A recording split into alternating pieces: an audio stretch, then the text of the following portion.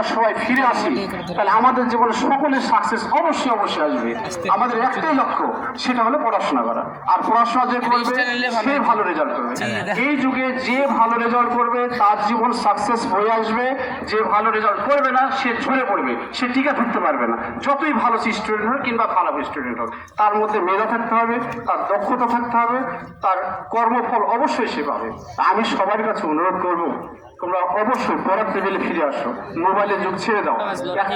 আমি কালকে একটা টক শোতে একটা আলোচনার সময় দেখলাম, শিক্ষামন্ত্রী সহ বগুড়ায় এটা আলোচনা চলছিল।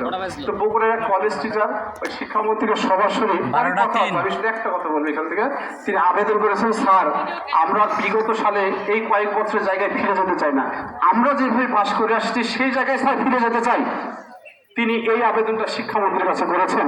আর তুমি যত আগেই জানো যে শিক্ষামন্ত্রীর নাম কি হেলিকপ্টার মেলা হয়ে গেছে, তাই অবশ্যই তোমরা এটাকে ফলো করে রাখবা। শিক্ষার মান পরিবর্তন হবে। অল্প বড় আগের যুগে শুনেছি ম্যাট্রিক পাস করলে 8-10 গ্রামের লোকজন এসে দেখে যেত ফার্স্ট ডিভিশন পেয়েছে চতুর্থ ক্লাস।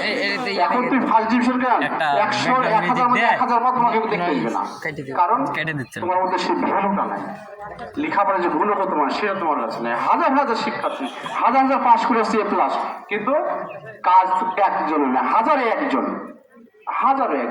কিছুদিন আগে একটা পত্রিকায় দেখলাম, একটা কাঠমিস্ত্রির মেয়ে ডিভোর্স হয়ে গেছে, ম্যাট্রিক পাস করার পরে ডিভোর্স হয়ে গেছে। ডিভোর্স হয়ে যাওয়ার পরে মানে গরিব মানুষ পড়াশোনা করতে পারেনি, ডিভোর্স করে দিয়েছে।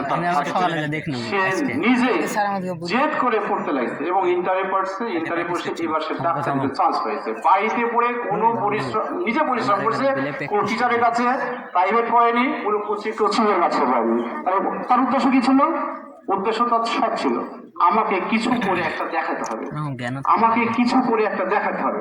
তা সবাই যদি তাদের সংকল্প করে যে আমি কিছু করে আমি দেখাবো, আমার পরিবারকে দেখাবো, আমার প্রতিষ্ঠানকে দেখাবো, আমার বন্ধু বান্ধব সবাইকে দেখাবো, তাহলে অবশ্যই আল্লাহ তার মঙ্গল কামনা করে তার উদ্দেশ্য সফলতা বয়ে আনবেই, এটা আমি বিশ্বাস করি। তাই তো